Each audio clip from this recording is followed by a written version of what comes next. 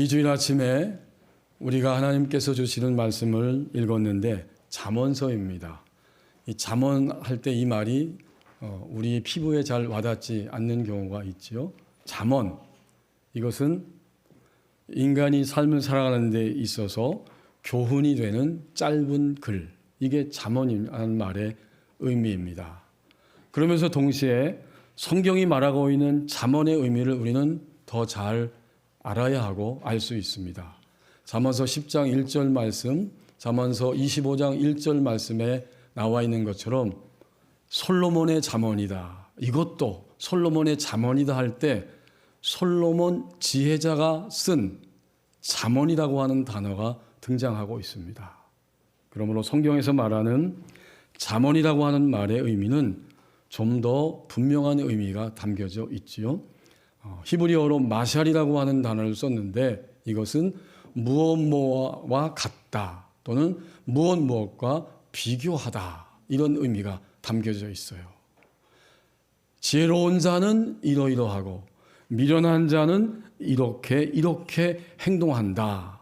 이렇게 뭐뭐와 비교하고 있는 것, 이것이 잠언이란 말의 의미입니다. 그렇게 비교해서 무엇을 말하는 것일까요? 좀 더 인생을 살면서 훨씬 더 나은 선택, 더 지혜로운 판단을 할 수 있게 하는 것, 이것이 바로 잠언이라는 것이고, 또 잠언이라는 말의 성서적 의미 두 번째는 웃음거리라고 하는 뜻이 있어요. 어떤 사람이 사람들 앞에서 웃음거리가 되고 어떤 나라 전체가 사람들 앞에서 웃음거리가 됩니다. 그런 의미예요, 잠언은. 그 웃음거리를 통해서 사람들은 자기를 돌아보게 되고 거기서 웃음거리가 되지 않으려면 어떻게 해야 되느냐는 교훈, 깨달음을 얻게 됩니다. 그런 거로 잠언은 결국 지혜의 책입니다. 하나님이 솔로몬을 통해서 또 다른 몇몇 지혜자들을 통해서 이 말씀을 기록하게 하셨습니다. 그리고 이 지혜는 두 개의 층을 가지고 있어요. 우리 성도들이 잠언서를 읽을 때 항상 두 개의 층이 있다는 것을 인식하면서 이 말씀을 대할 수 있어야 합니다. 먼저는 일반 보편적인 지혜입니다. 정말 이것은 좋은 의미에서 서세술적인 지혜이죠. 어떤 말을 하고 어떤 선택을 할 때에 내가 이익을 얻고 손해를 끼치지 않을 것인가 라고 하는 실용적인 이런 합당한 지혜가 분명히 있어야 합니다. 이것이 하나의 층이라고 하면 또 하나의 층은 바로 성경이 말하고 있는 지혜는 하나님을 경외하는 삶입니다. 하나님을 진정한 의미에서 두려워하고 그분을 높여드리고 그분에게 나의 인생 전부를 맡길 수 있는 것이 지혜입니다. 그렇다면 지혜자는 누구인가? 결국 그는 하나님을 경외하는 삶을 살 수 있는 능력을 가진 사람, 그것이 바로 지혜자입니다. 오늘 우리에게 주신 이 13장 23절 말씀에도 지혜자에 대한 이야기를 분명히 보여주시면서 가난한 사람을 이야기하고 있습니다. 23절 상반절에 가난한 자가 등장합니다. 가난한 자는 이라고 말하고 있어요. 당연히 이 가난은 물질적인 가난이죠. 가진 것이 없거나 소유한 것이 적어서 가난합니다. 이 가난한 자예요. 그런데 우리는 이 가난의 의미를 종종 더 확대해서 경험하게 됩니다. 다른 사람 볼 거 없어요. 우리 자신 안에서 가난함을 매일매일 자주자주 경험합니다. 그것은 물질적인 가난을 당연히 포함하는 말씀이죠. 나는 오늘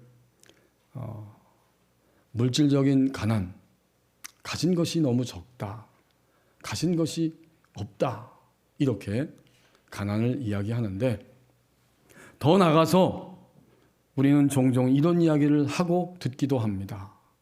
요즘 내 마음은 우울해서 견딜 수가 없습니다. 몹시 화가 나고 분노 때문에 나를 주체할 수 없을 만큼 휘청거리며 살아갑니다. 도대체 내 마음이 왜 이런지 모르겠습니다. 어떤 분들은 목사님, 뭔가가 채워져 있어야 되는데 내 마음은 너무나 공허합니다. 무엇이 내 마음을 채울 수 있는지, 어떤 지식을 내가 더 쌓아야, 어떤 지식을 가져야 내 마음이 풍성해질 수 있는지 나는 알 수가 없습니다. 이것은 뭘까요? 마음의 가난입니다. 그러고 보면 여기 가난한 자는 물질이 없어서, 돈이 없어서 가난한 것이고, 또 마음이 도저히 채워지지 않아서 곤고하고 화가 나고 근심되고 나와 내 가족의 미래가 염려되는 등등, 이런 모든 것들이 내 마음에 텅 빈 모습으로 나를 자꾸자꾸 압박할 때 우리는 마음의 가난이 있다는 사실을 뼈저리게 고백할 수밖에 없습니다. 그런데 여기까지는 모든 사람들이 보편적으로 가지고 있는 가난이지만 신자의 경우에는 또 하나의 가난을 경험하게 됩니다. 그것은 바로 영적인 가난함입니다. 뭘까요, 그게? 우린 다 하나님을 믿고 있고 믿으면서 살아간다고 스스로 여기고 있는데 하나님의 현재적 임재가 내 안에서, 우리 가정 안에서, 내가 다니고 있는 직장 안에서 믿어지지 않고 느껴지지 않을 때 그건 정말 영적인 가난함입니다. 하나님의 현재적 임재가 느껴지지 않을 뿐만 아니라 하나님 앞에 기도하고 기도하는데도 응답받는 것이 없거나 응답받는 것이 적을 때 우리는 하나님을 믿는다고 하지만 별 소용이 없구나, 이런 말들 또는 이런 생각을 하고 살고 있습니다. 이 모든 것은 다 분명히 영적인 가난함입니다. 그리고 이 가난함에는 인식함의 문제가 있습니다. 가난하다는 것을 내가 인식하는 그런 차원이 있다는 거죠. 물질적인 가난은 너나 할 거 없이 뼈저리게 금방 인식하게 되죠. 내 통장에 잔고가 얼마인지 우리는 민감하게 금방 압니다. 내 카드에 잔고가 얼마나 남았는지 누가 뭐 말하지 않아도 내 스스로 항상 재고 있고 느끼면서 그것을 인식합니다. 더불어서 내가 겉으로는 멀쩡한 것 같은데 사람을 대하고 만날 때 내 마음에 아쉬움이 있고 또 답답함이 있고 화가 남이 있고 나 홀로 있을 때에도 나는 몹시 흔들리는 자신을 결코 속일 수 없습니다. 이것도 인식하는 거예요. 마음의 가난함을 인식하고 있는 거예요. 그런데 영적인 가난함은 종종 시간이 오래 걸립니다. 내가 왜 이렇게 힘든지 하나님의 이름을 부르고 예배하고 봉사하고 주일날은 좀 신이 나는 것 같은데 다음날 주일 저녁부터 시작해서 월요일부터 쭉 살아갈 때 한 주간은 너무나 답답하고 또 하나님의 임재가 느껴지지 않고 막막한 느낌, 그런 생각들을 가지고 살아가죠. 그러다가 시간이 한참 지나서 하나님이 내 안에 계시고 나와 함께 계시는 것을 내가 믿지 않고 살아가고 있구나.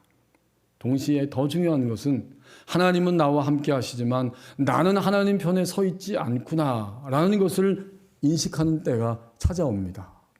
그런 인식함에 문제가 있어요.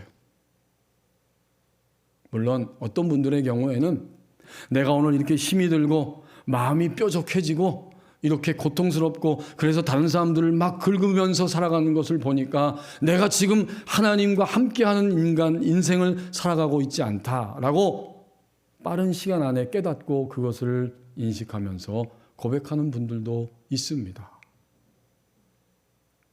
그러나 많은 경우에는 자신의 영적인 가난을 알지 못하고 한참 헤매고 눌리고 상한 다음 그 다음에서야 역시 내가 하나님을 믿지 않았고 하나님께 가까이 가지 않았다라는 사실을 알게 됩니다.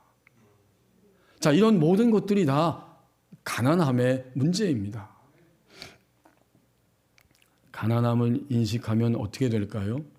그는 절박감을 가지게 됩니다. 거의 동시적으로 일어나는 거죠. 가난함을 인식하는 순간 절박한 마음이 들게 되는 거예요. 내가 어떻게 하면 이 가난을 이길 수 있을 것인가?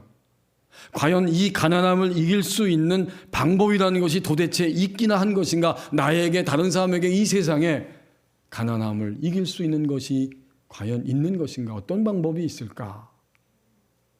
모든 가난입니다.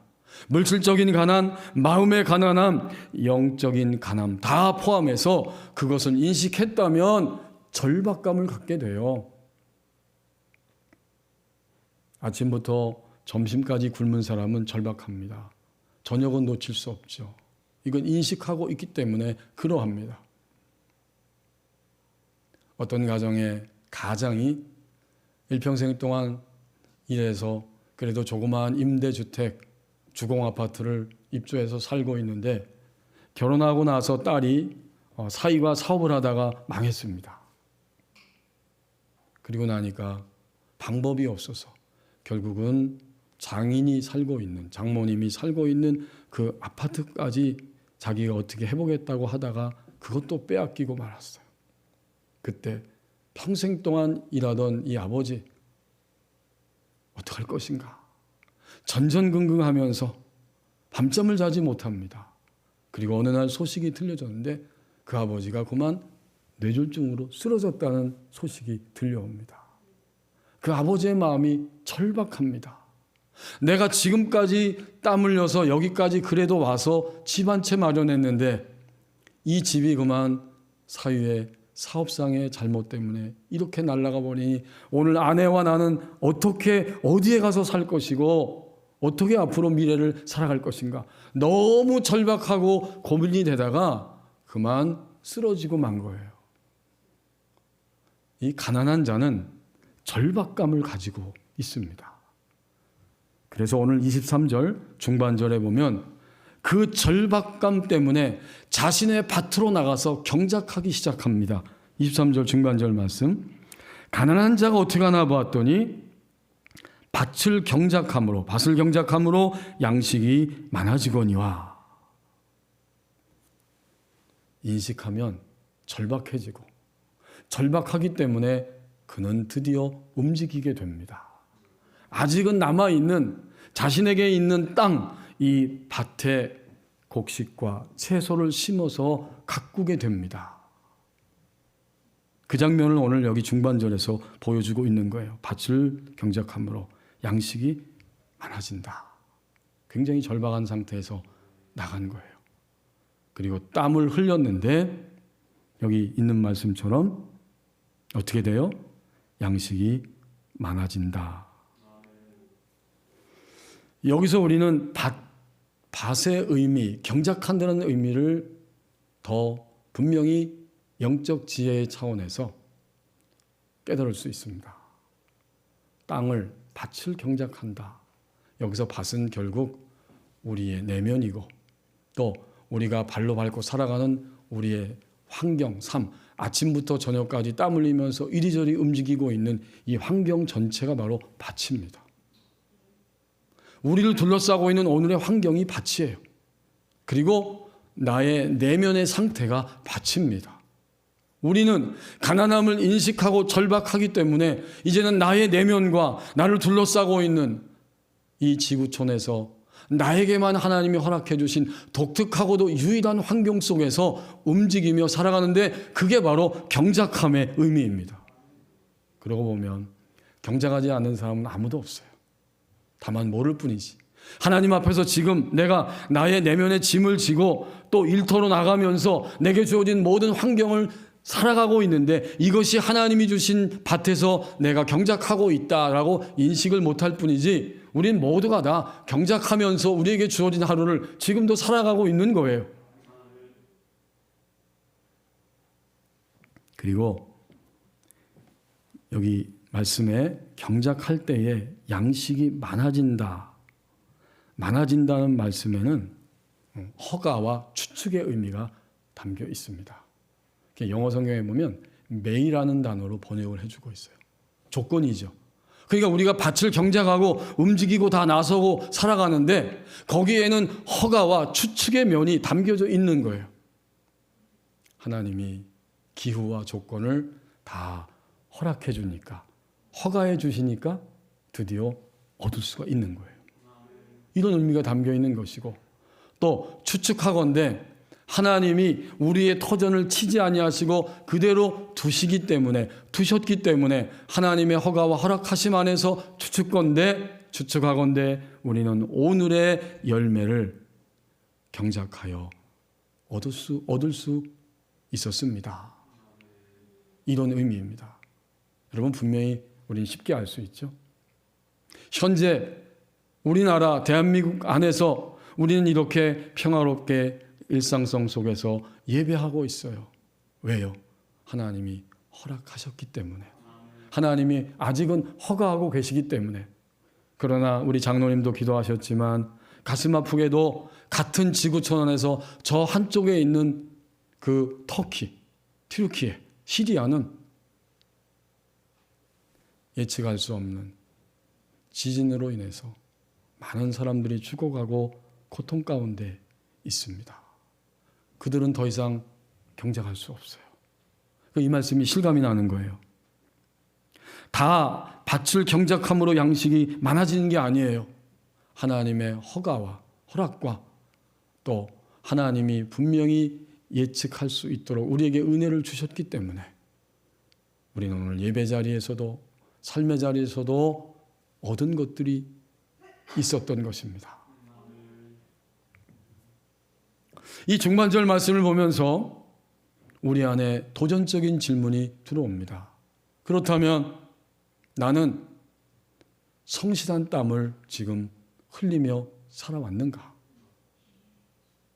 지금까지 경작이라고 하는 그러한 은혜를 우리에게 허락해 주셨는데 내 내면의 밭과 인생의 밭을 경작하며 살아갈 때에 하나님 앞에서 성실한 땀을 흘렸는가? 우리 법원의 교회 교우님들은 제가 이렇게 보니까 대부분 거의 다 보편적으로 성실한 땀을 흘리고 살아가고 계십니다. 아침부터 저녁까지 자신과 가족의 경제를 위해서, 삶을 위해서 눈물이 나도록 그렇게 애쓰면서 살아가고 있습니다. 그 눈물이 보여집니다. 우리가 정직하고 성실하게 땀을 흘렸는가? 하나님 내게 주신 터전에서, 이 밭에서 경작하였는가? 이 물음 앞에 이 시간 다시 한번 대답할 수 있어야 됩니다. 만약 정직하고 성실하게 땀을 흘리며 살아왔다면, 지금도 그렇게 살고 있다면 자연스럽게 또 하나의 질문이 떠오르게 되죠. 그렇다면 오늘 말씀대로 하면 성실한 땀을 흘렸다면 나는 모든 가난함을 극복하고 넘어서서 만족하면서 하나님께 감사하고 있는가? 이게 자연스러운 질문이에요. 물질적인 가난함, 마음의 가난함, 영적인 가난함을 다 넘어서야 맞죠. 왜? 성실한 땀을 흘렸기 때문에. 그리고 그것을 넘어섰다면 우리의 얼굴은 지금 예배하는 우리 얼굴 모습보다 10배는 밝을 거예요. 그리고 만족할 거예요. 더 나아가서 우리의 중심에서는 하나님 아버지, 오늘 나라고 하는 존재가 이 땅 위에서 생존하게 하심을 감사합니다. 오늘도 생존하였거니와 내일도 하나님께서 생존하실 것을 인하여, 생존하게 하실 것을 인하여 감사합니다. 진정한 감사가 우리 안에서 솟아오르게 될 것입니다. 우리는 만족하고 감사한가에 대해서 나름대로 다 답변하게 될 것입니다. 아니요, 저는 아직은 전혀 감사할 수 없습니다. 또는 하나님, 조금 감사하기는 합니다.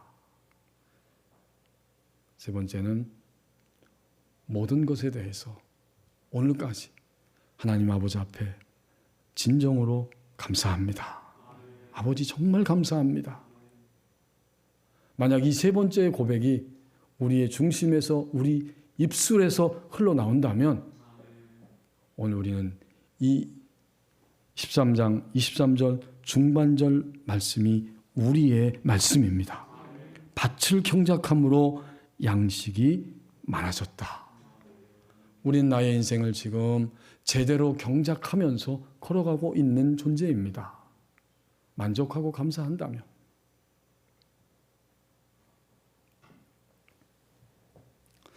이렇게 가난한 사람이 출발을 해서 밭을 경작했어요. 그리고 양식이 많아졌어요. 여기까지 왔는데 이제 하반절 말씀을 보십시오. 어느 날 그가 불의를 행하게 됩니다. 어떤 결과가 나올까요? 불의로 말미암아 가산을 탕진하는 자가 있느니라. 얻었어요. 얻은 것이 많아졌어요.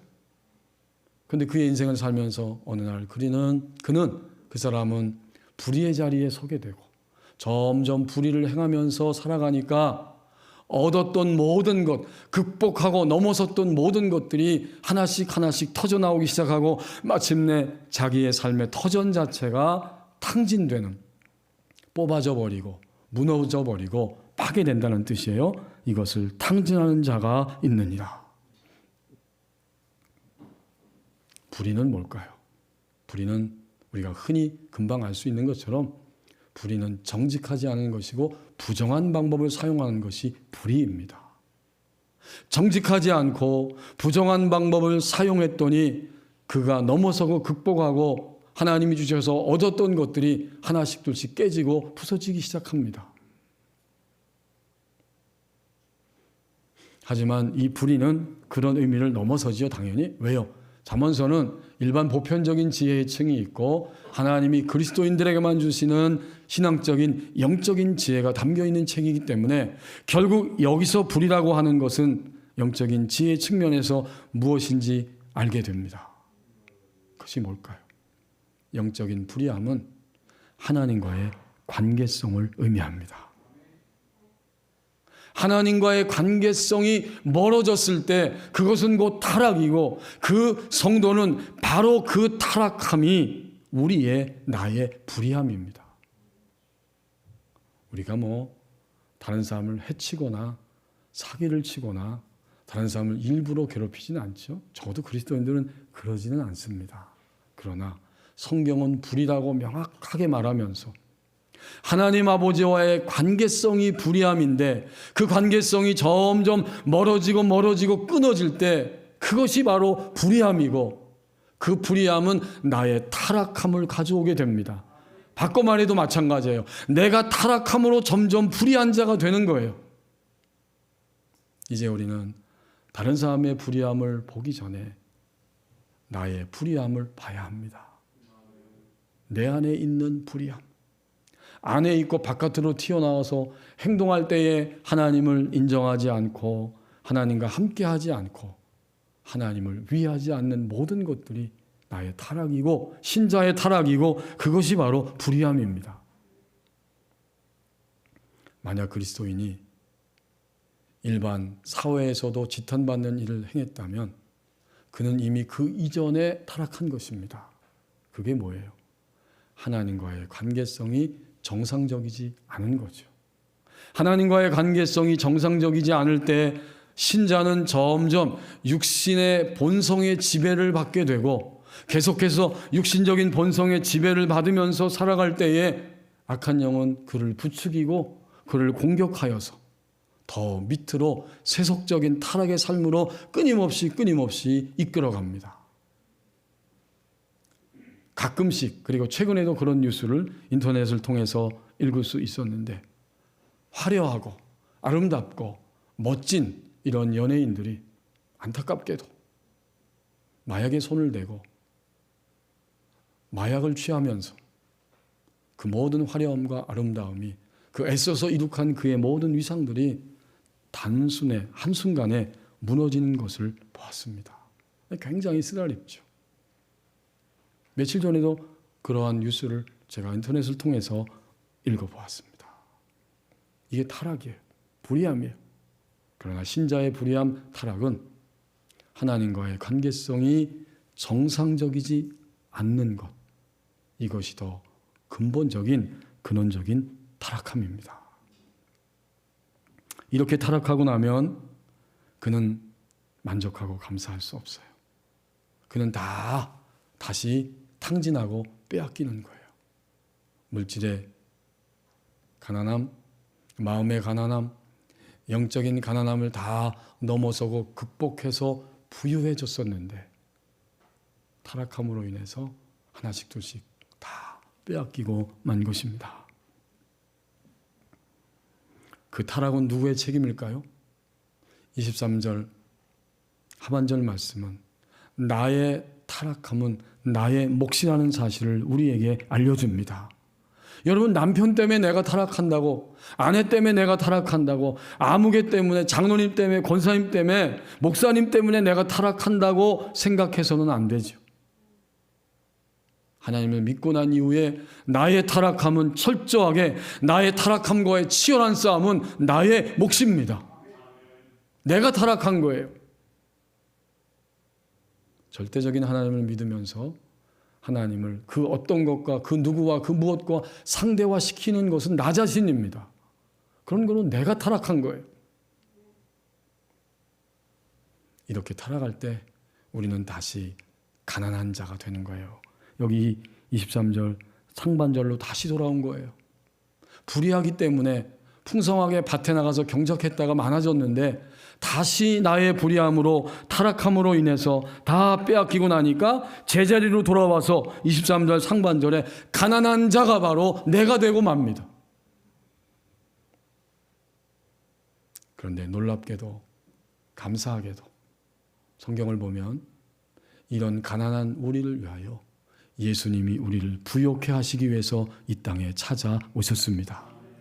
고린도 후서 8장 9절 말씀을 예배의 부름으로 우리가 읽었는데 그 말씀이 바로 그것을 우리에게 알려주고 있어요.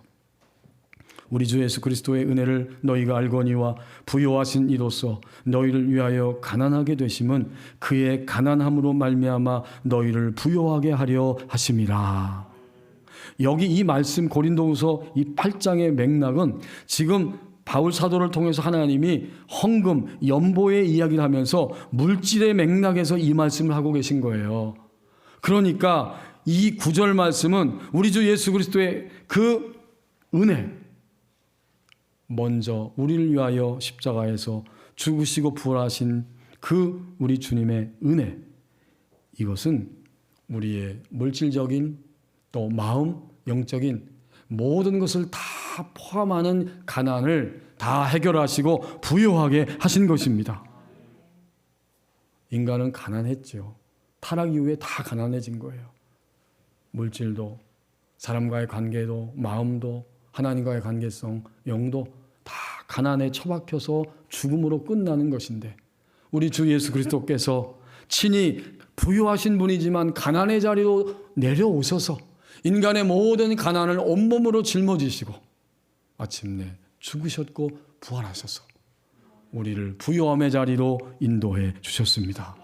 지금도 하나님 보좌 우편에 앉아 계시면서 히브리서 7장 25절 말씀처럼 우리의 전인적인 부요함을 위해서 보좌 우편에서 우리를 위하여 중보하며 기도하고 계십니다. 주님이 우리를 부요하게 하신 거예요. 오늘 예배 자리에서 우리가 오늘 아침까지 가난한 자라고 느꼈다면, 아니 실제로 가난했어요. 우리는. 그렇다면 우리를 부요하게 하신 주님을 다시 한번 바라보기를 원합니다. 나의 타락함에서, 치열한 싸움에서 이기고 벗어져 나와야 하는 것은 나 자신의 몫입니다.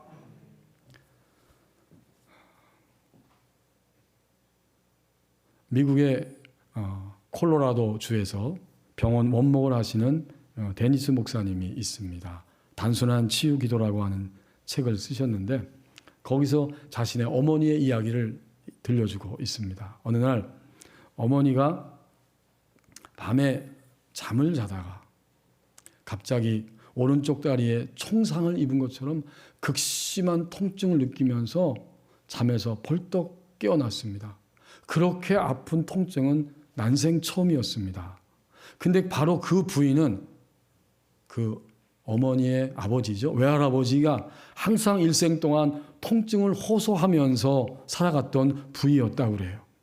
그때 어머니는 그 자리에서 무릎을 꿇고 할아버지를 위하여 기도하셨습니다. 친아버지를 위해서 기도한 거예요. 기도가 끝나자마자 동시에 전화벨이 울려서 받았는데 방금 할아버지가 돌아가셨다는 소식이었어요. 그때 이 어머니는 자신에게 이렇게 말씀하셨다는 것입니다. 할아버지가 운명하시기 직전에 하나님이 나에게 그 사실을 알려주어서 아버지를 위해서 외할아버지의 마지막 죽음의 순간을 위하여 기도하게 하셨다. 그 고백을 아들 데니스 목사님에게 들려줍니다. 그리고 두 번째 이야기가 있는데 이제 데니스 목사님이 자기 아버지에 대한 경험을 또다시 들려줍니다. 이 목사님의 아버지가 심장 발작을 일으켜서 급하게 병원 응급실로 실려갔다는 전화 연락을 받았습니다. 그래서 아내와 함께 사모님과 함께 비행기를 타고 아버지 댁에 가고 있었습니다. 근데 비행기를 타고 잠깐 가는데 갑자기 비행기 안에서 아버지가 옆에 계신 것 같은 강력한 느낌을 받았습니다.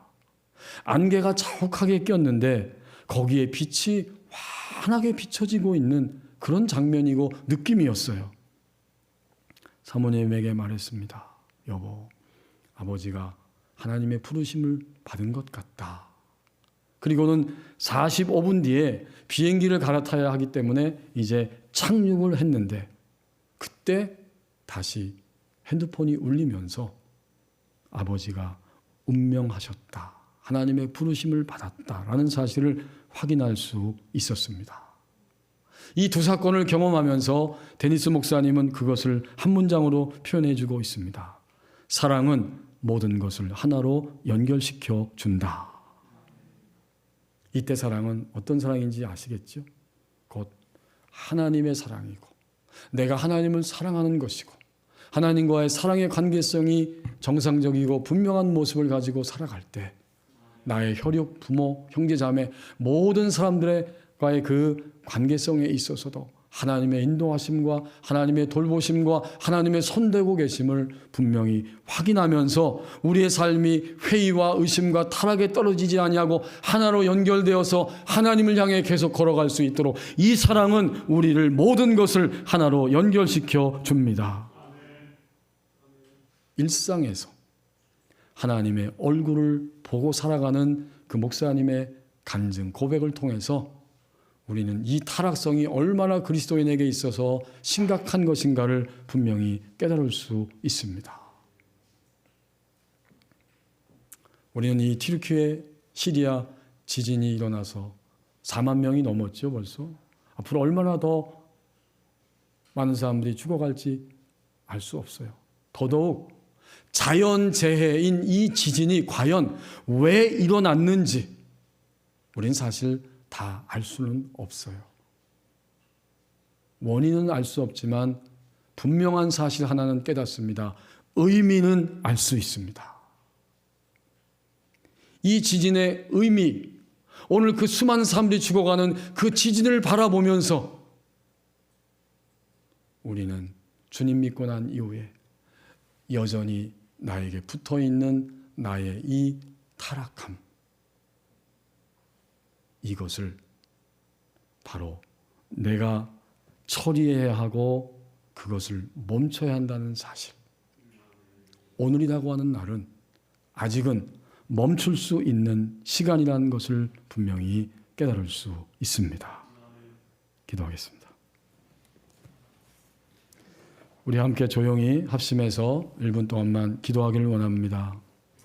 가난합니까? 절박합니다. 그러면 하나님 주신 밭으로 나가 경작해야 합니다. 우리는 분명히 나의 타락함과의 싸움에서 싸워야 하는 나의 몫을 가지고 있습니다. 마침내 오늘 멈추기를 원합니다. 하나님의 부유하심 안으로 들어가기를 원합니다. 함께 기도하겠습니다.